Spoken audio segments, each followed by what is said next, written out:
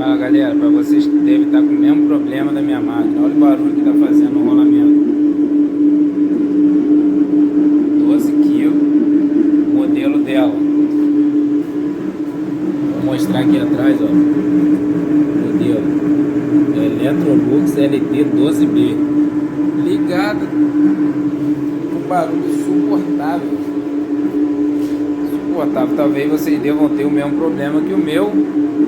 Vou tentar resolver e vou fazer outra vez um novo vídeo tentando mostrar para ver o que resolveu, qual o problema. Olha só, tá centrifugando. Esse barulho é mais na hora de centrifugar, ó. Eu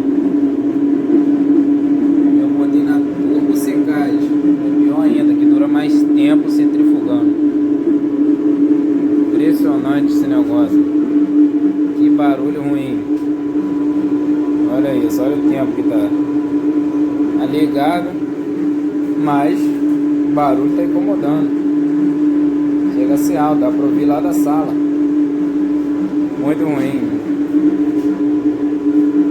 Talvez seja o rolamento, mas vamos ver. Futuramente eu vou mostrar o resultado disso aqui.